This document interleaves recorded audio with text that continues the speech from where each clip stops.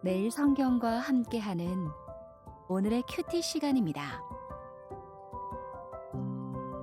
5월 9일 오늘의 말씀은 민수기 25장 1절부터 18절까지입니다.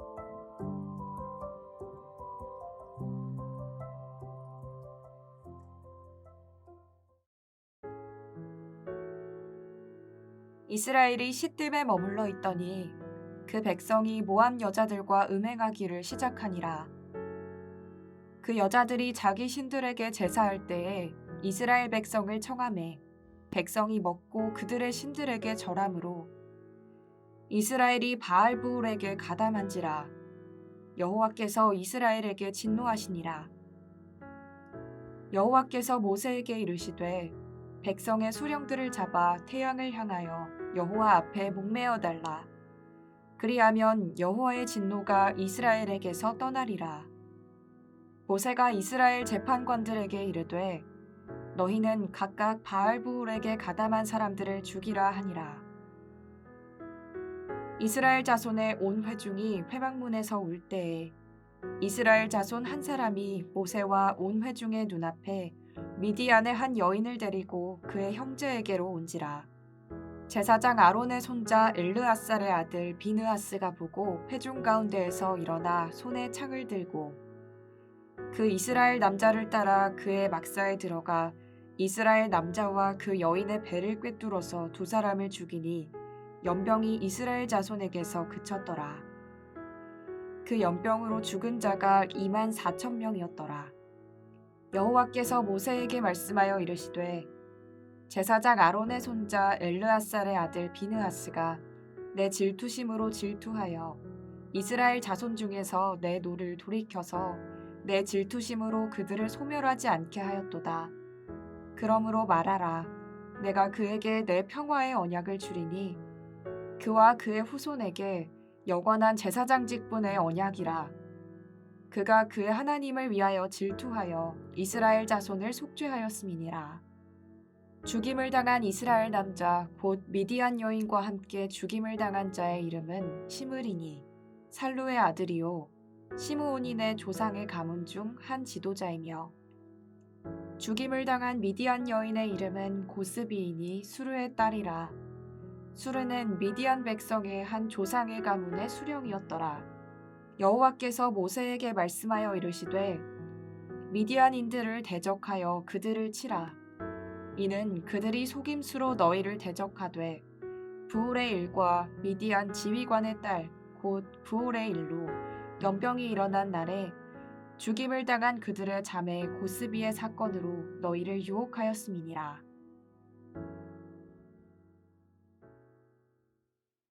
오늘도 우리에게 복 주시기를 원하시는 주님의 이름으로 축복을 빕니다. 이제 발람은 집으로 돌아갔습니다. 끈질기게 이스라엘을 저주하려 했던 모압 왕 발락도 제 집으로 돌아갔습니다.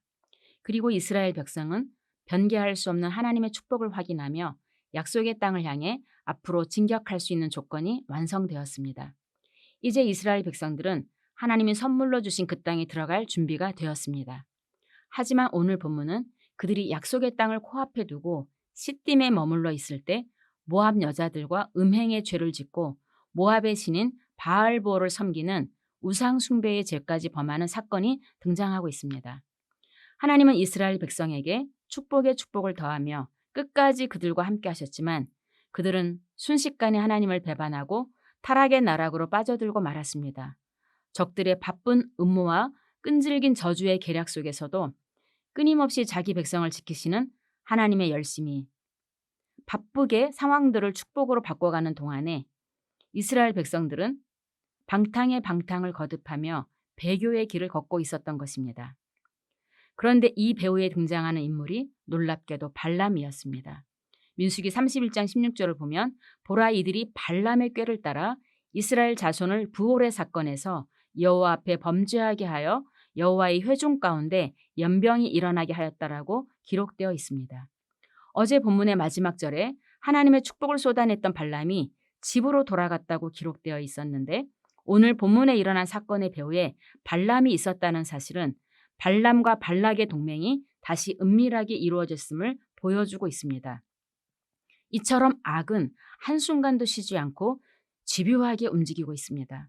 발람이 하나님의 영에 사로잡혀 있을 때는 하나님의 예언자로 활동했지만 돈과 탐욕의 눈이 감겼을 때는 하나님의 뜻을 배반하는 일에 사용되고 있음을 확인하면서 새삼 우리가 왜 매일 말씀을 읽고 묵상하며 말씀에 사로잡혀 살아야 되는지 깨닫게 됩니다.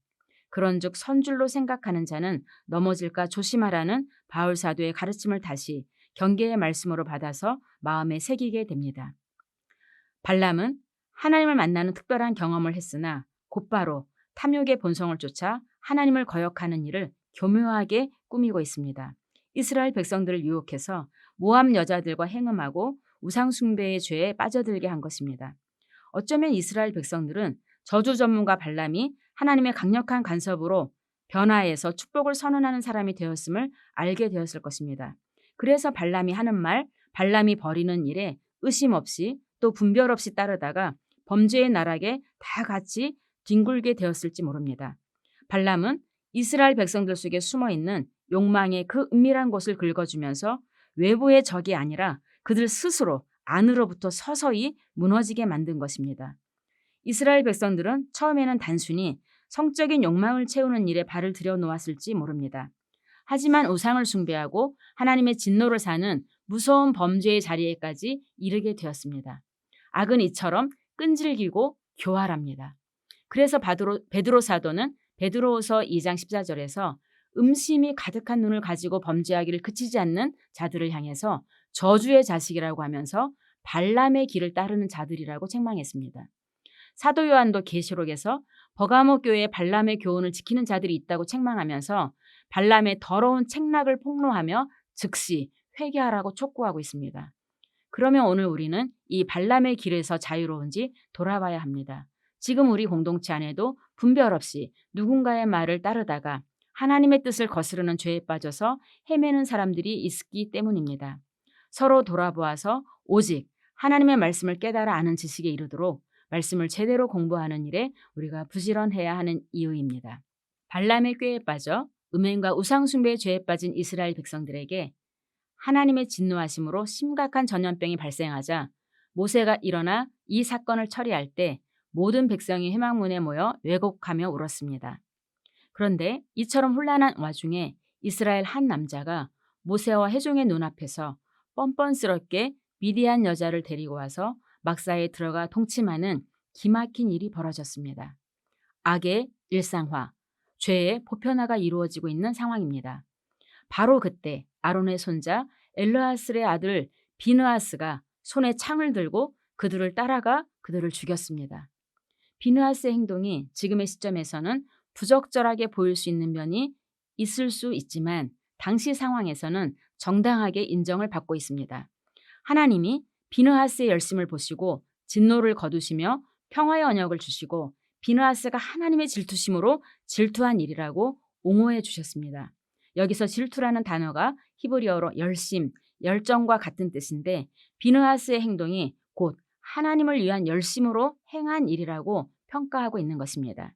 단지 비느하스 개인의 어떤 혈기로 일어난 일이 아니라 하나님을 향한 충성 어린 열정이 공동체가 타락으로 치닫는 상황을 그대로 지켜볼 수 없게 한 것입니다.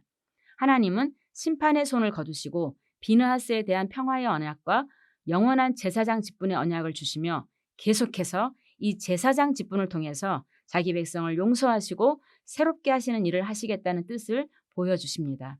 결국 이스라엘 백성을 주저앉게 만들려고 했던 발람과 발락의 공모가 하나님의 열심과 하나님을 위하는 열심으로 무너지고 하나님의 약속이 이루어질 것을 다시 증명하고 있습니다.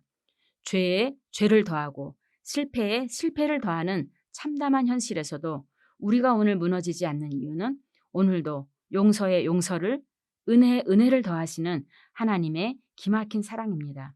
이 사랑 때문에 우리가 오늘도 다시 소망의 하루를 시작할 수 있습니다.